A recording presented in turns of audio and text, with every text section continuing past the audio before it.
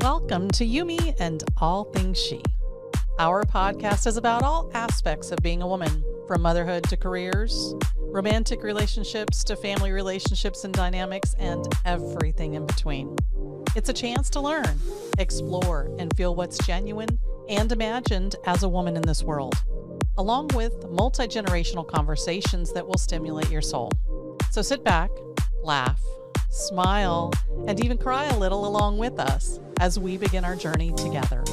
You, me, and all things she. Thank you for tuning in. Today's episode is Women Rising Up, Breaking the Chains of Abuse.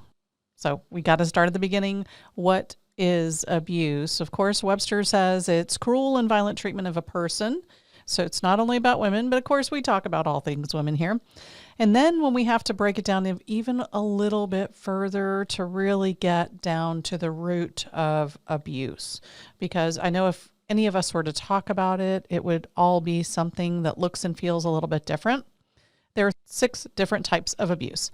There's physical, there's sexual, there's verbal and emotional, mental and psychological. Believe it or not, there's even financial and economic abuse, and then cultural and identity. We're not going to talk about all of them today, but at the end of the day, it simply comes down to power and control by the abuser. Well, thank you so much for joining me today. My name is Deb, and you have tuned in to the You, Me, and All Things She podcast. We will be discussing women rising up and breaking through those chains of abuse. You may be, if you've been listening to the podcast, you may be asking, well, what in the world, Deb, or why are we talking about this? I recently kind of caught up to current affairs, but I saw and watched the documentary about the Johnny Depp and Amber Heard trial, which for many of you that are more up to date on current affairs, that actually took place over a year ago in 2022. If you're not aware, that was actually what I found interesting about it is it was a defamation of character lawsuit. And if you dig into the concept and idea and definition of what defamation of character is it's defined as a false statement or fact that the victims suffered some type of harm. So ultimately, as I watched through that trial, it just kept bringing up that idea and thoughts about, the statements from Amber Heard about the abuse. Now, if you did follow that, if you did check into that at all or watch even the trials, there was a lot of allegations going back and forth, a lot of other outside things that happened in that relationship, drug abuse, all sorts of craziness.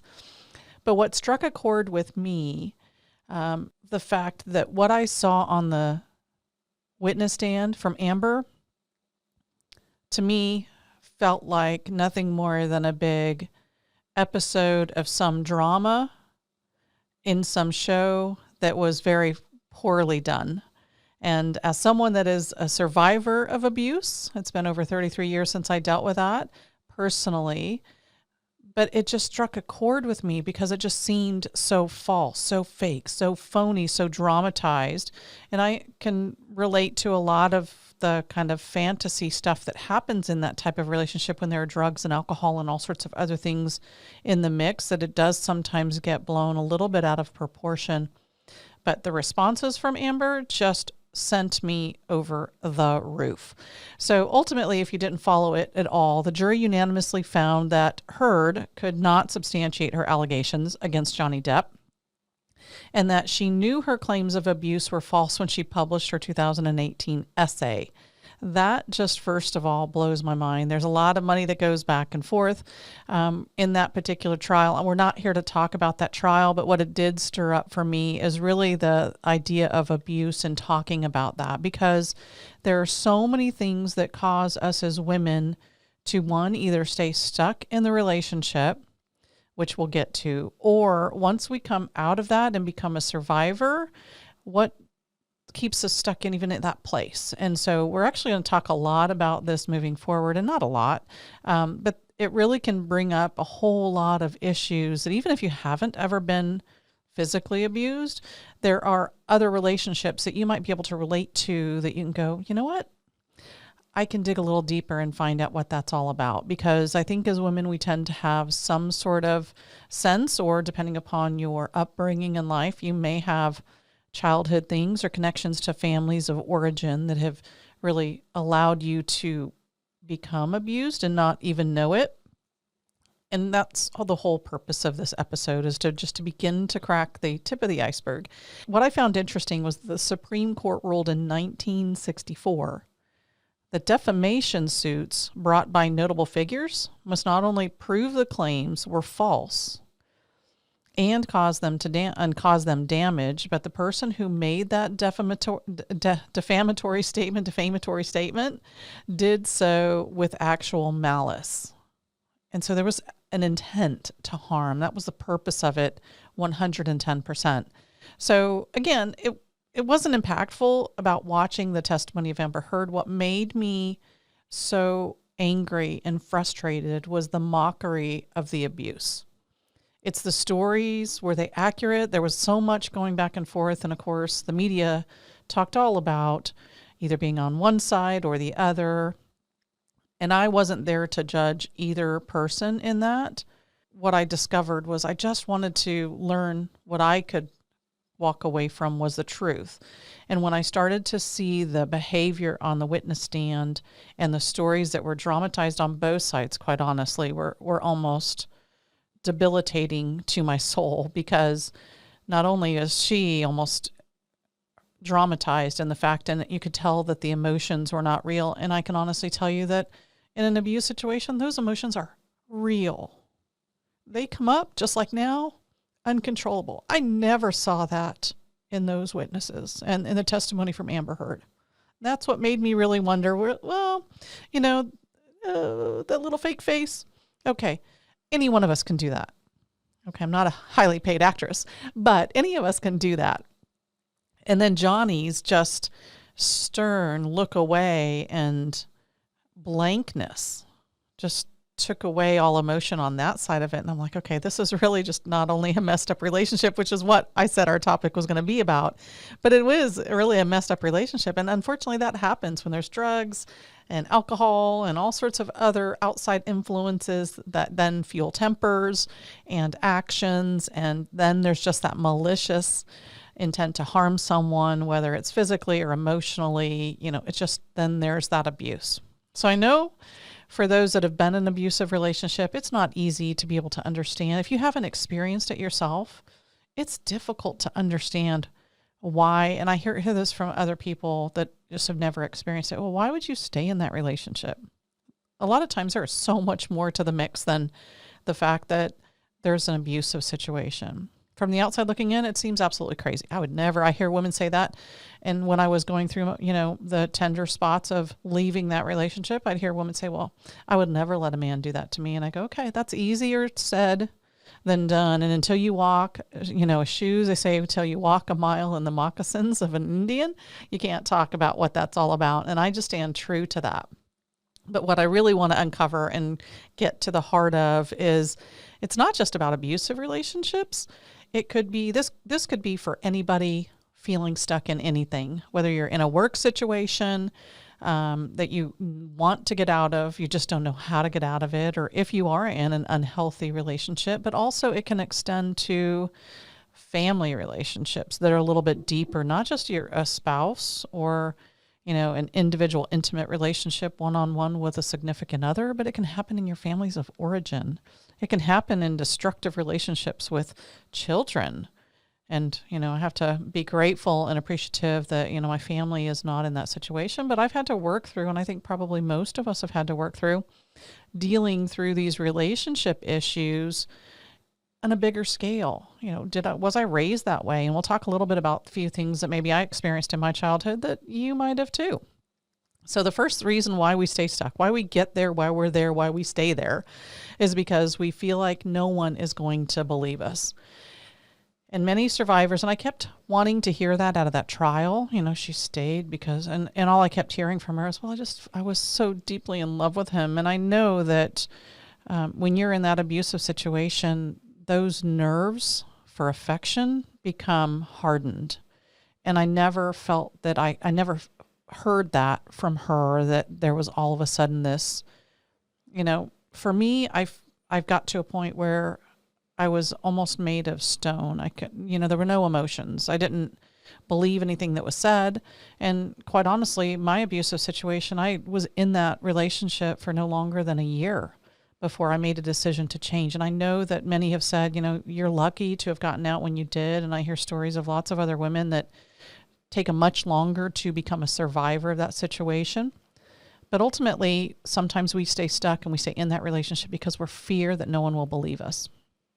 And we worry that, probably just a little bit like what Amber was dealing with, is that they may have been told that by the abuser or someone else, or they're so conniving and cunning that the abuser has manipulated those relationships around that person to make us look, or even make the survivor seem ridiculously crazy. I needed to finish that sentence, but how could that person accuse me of doing that? And I have watched in narcissist relationships that have happened outside of me, just from an observer perspective, where, that abuser was so crafty and so manipulative with every relationship around the survivor, that if you didn't have a real good pulse on people and understand the dynamics of that relationship, it may be extremely difficult to truly believe that that happened. Even in that trial, a few things I picked up on was almost the antagonistic approach that she had with him. And that's one thing. We'll get to kind of resolutions and, digging through this stuff a little bit deeper. But ultimately, when we don't believe that anyone's going to believe us, that leads us to a feeling of isolation. So as survivors, we may feel isolated or alone, that we're the only ones in the world that have ever experienced this. And we're too afraid many times to tell anyone else about the abuse, a fear of not being believed. So it all kind of just becomes this cyclical process. And this can make it difficult for anyone to get help in any situation, because if you don't feel like you've got any support behind you, and if I do come forward, they're not going to believe me, and then I'm alone. And then, of course, it then just leads into this whole concept and idea of shame. Now I'm shameful because if I'm not believed by those that I love and that I believe love me and are my support network, then I feel ashamed. And now I need to feel even worse for what I didn't do. And now I have to be embarrassed about it. And so this whole cycle of unhealthiness when it comes to relationships just starts to unravel like, out of control weeds in the garden. It's just like, oh my gosh, what did all this happen? But then that just leads to more low self-esteem and then difficulty trusting. And, then those things that were somewhat manageable when we were hard and cold and didn't care about all that, because all I needed to do was survive the next day in this relationship, all of a sudden now we become vulnerable. And most victims or survivors in an abusive situation, I don't want to be vulnerable. I've been vulnerable in this relationship for long enough, and I'm done. And then that turns into, once we feel shame, we turn it all inward and now start to self-blame. So what did I do wrong? What could I have done? And there are always believe you me, I will take full responsibility for my part in that. And I know that there are two sides to every story, as we say. And so what one person's reality is not the other person's. So we have to take ownership. But then we begin to, as a victim, when we're in that victim place or we're right there in the act of abuse, we begin to self-blame more than ever. It's all my fault. And that's because many times in that abusive cycle, not only is there physical, but there's that emotional side of it. I mean, I remembered from my abusive situation, I didn't know how to cook bacon right. And I still to this day, 33 years later, it's still, when I'm cooking bacon in the kitchen, those are things that kind of just fly back into my brain as, maybe I don't know how to cook bacon right. Although my family loves the way I cook bacon. I love the way I cook bacon. So it's just not a big deal. But those are the psychological, the trauma that everybody talks about in PTSD that just lasts sometimes forever. And it's a battle then to get through that self-blame and figure out where your responsibility, my responsibility was in it, and then overcoming that trauma, even on a day-to-day basis. And I know bacon's just a pretty simple example, but it's a basic example that sets some reality to the situation because it's just insane. Also, we sometimes feel as a survivor that we may not have that support network from our friends and our family. If they really knew what was going on behind the doors of our home and our life and our family, of what we painted this picture of perfection, then that lack of support would come in if I really needed to make a decision. And fortunately for me, when I needed to make that decision, my family was there. They showed up with trucks. They showed up with everything we could in order to pack up in our little window of opportunity to get the heck out of that environment. And when I made up my mind, that's the one thing about me as an individual. When I make up my mind, it's a done deal. So they showed up, we loaded up, we got out, and, we made things happen. My moving on, my escape from that abusive relationship, when it was done, it was done. And so I did have that family, but my family on the other side, they were there, but they also were very clear about where the help ended. And so I was given guidelines like, you have 6 weeks to get out. You can stay with us for 6 weeks. Okay, great. I'm an action maker, plan maker.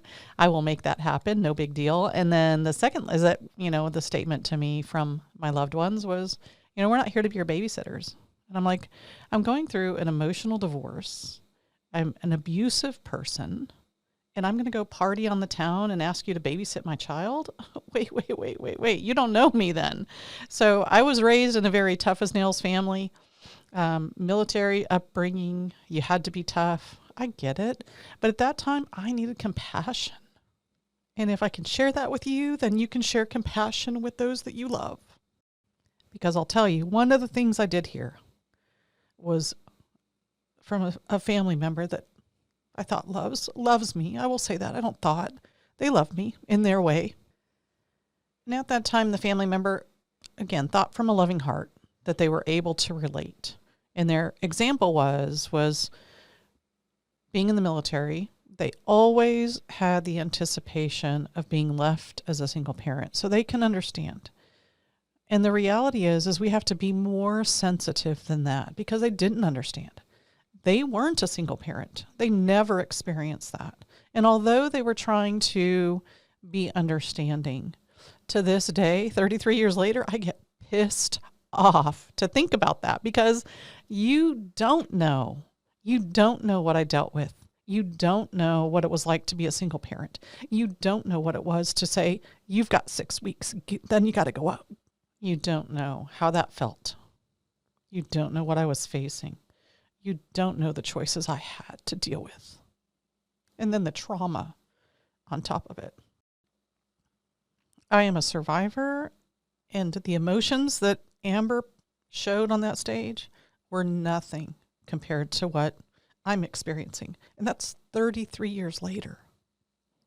So kind of my point to watching that whole drama unfold in front of the public's eyes is that those things, especially when they're as violent as she described them to be, carry an emotional core to them that's not that easily described. And I know that she probably thought she had to keep her composure. Well, no way. But the actions that were on that witness stand to me were so far beyond what someone would have really dealt with and demonstrated to the public if it was real. So the next thing that leads to, just kind of keeping things moving forward, is codependency. You don't need to get into, my emotions. I'm feeling it. It's real. It's who I am. But codependency, and codependent people oftentimes have a strong need to help please others. And it's not always, people want to please others. It's not as always from a codependency place. But also what comes with that is that fear of abandonment. And so from a codependency, I know I always said that I have a servant's heart. Well, I do. But what that can tend to lead to is caretaking for others. And that's where that goes from helping others to caring for others to then doing for others. And so one of the things that I learned through that process in my life, that time in my life when I was moving from a victim to a survivor and really gaining a little bit more understanding about me, myself, and I, and who I am and what I have to deal with and what I got to work through in order to become a better person, was working through some of that codependency in a big way. They oftentimes, someone that's coming from a place of codependency will put someone else's needs above their own. And so they don't have the ability to say no. They have difficulty setting boundaries. Those are techniques and things I've learned throughout my entire adult lifehood. Not at just that moment, but I still have to continue to say, I count in the mix, and I have to say no sometimes. And then you think about, your who you are when you're born, and then the family that you're raised into and through, and then what experiences you have as a young adult, and we're moldable, these multiple pieces of clay, and we become formed, and then the outcome is, here you are. And then we have to dig deep and say, okay, is that really who I want to be? But this can make, for coming from a codependency place, it can make people very vulnerable to abusive relationships, because, those abusers are looking for someone that wants to take care of them or help them. So there's this dynamic within those relationships that just get bigger and bigger and bigger if you don't realize it. So it's one personality that attracts that abusive type, and that's kind of the freedom. And when we get to the survivor side of life, that's amazing, because I can choose something different for myself. I can help others and leave it there. I don't have to be codependent. But what things we need to do is, we tend to, especially in that abusive situation for codependence people, is that we begin to make excuses for the abuser, and then we try and change them. It's not really their fault, and maybe there's that whole cycle of insanity that takes place. So we feel responsible for their happiness, or fear that they're going to abandon us. And then they've told us how horrible we are in so many levels.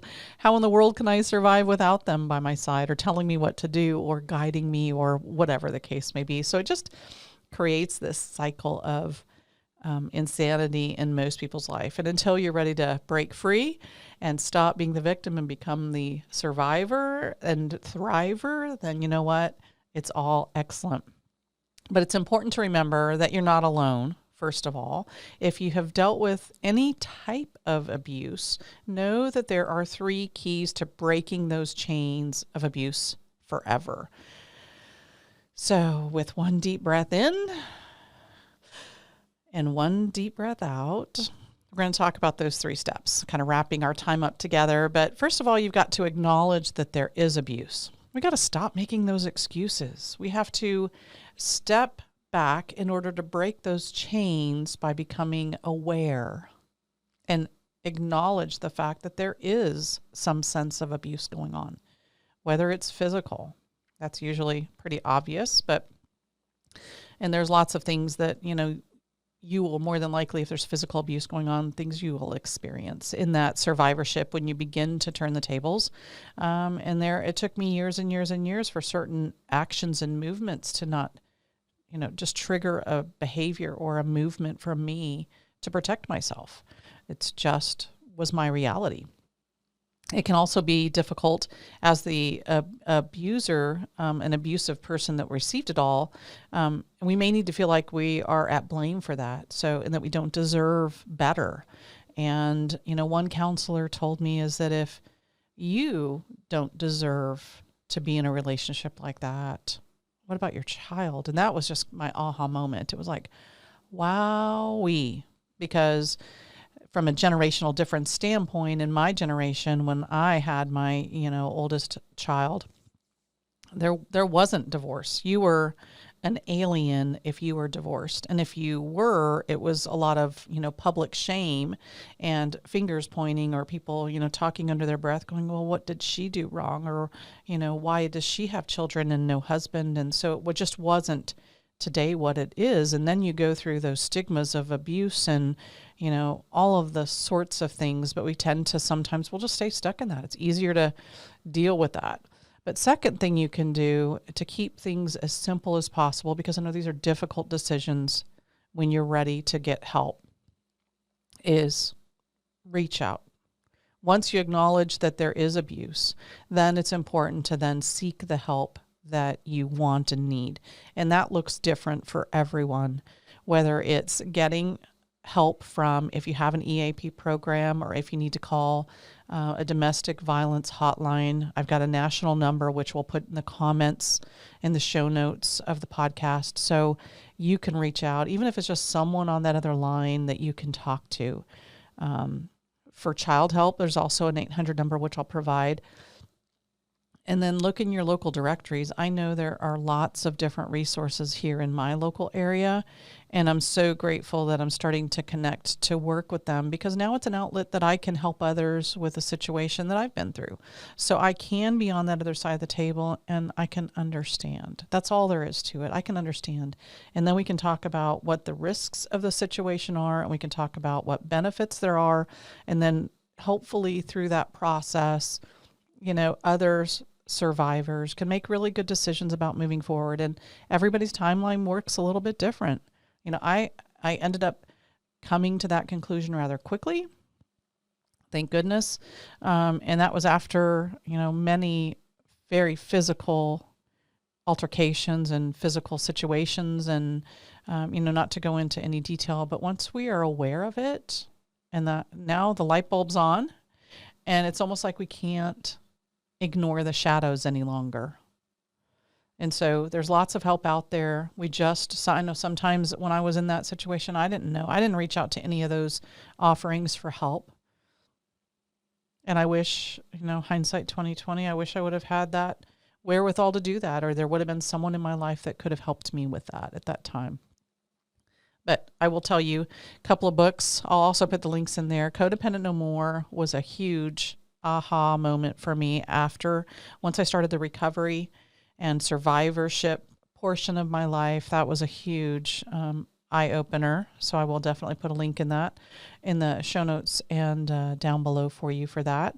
And then I also started really attending different support groups. I attended CODA.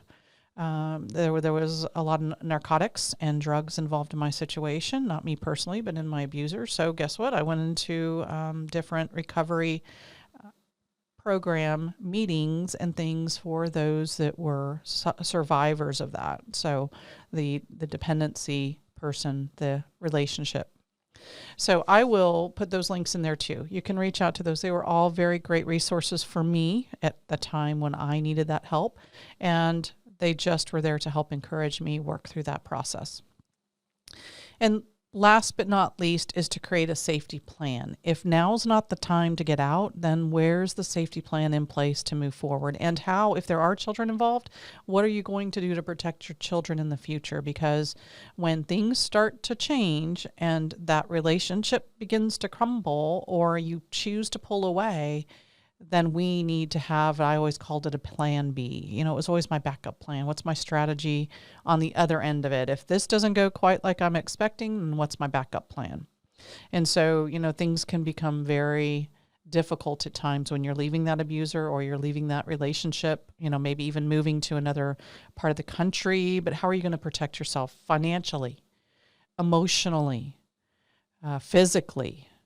What parts of the plan need to come, what things come with you, what don't? When are you willing to just walk away with nothing? And there are times when that happens. I know, in our family, that's happened to one person that's very near and dear to me. And, that it was so urgent that they got out. When they got out, they just walked with the clothes on their back.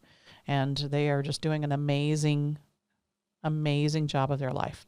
But let me know in the comments below if I can help with any of that, and begin to assist you in becoming that survivor and breaking those chains of abuse. I'll be happy to help in any which way that I can. Just be there as someone to talk to bounce ideas off of, just, be an advocate for you. But I want you to be sure to stay tuned in to next week's show. You are absolutely going to fall in love with the guest that we have next week. She's not only a survivor and a thriver, but her life is changing every single day, but she's done it one day at a time. She's encouraging, she's inspiring, and she has a story and a message that will just move you like never before. So I just want to thank you for joining me on this episode of Women Rising and Breaking the Chains of Abuse. I also want to thank you for allowing me to be vulnerable with you and kind of open up my heart. But be sure to share, like, and subscribe. Share it with all your women friends. That's how we continue this message going forward, so that you never miss another episode or an episode in general. But we have so much more to talk about, and I cannot wait to hear from you. And until then, we'll see you next time.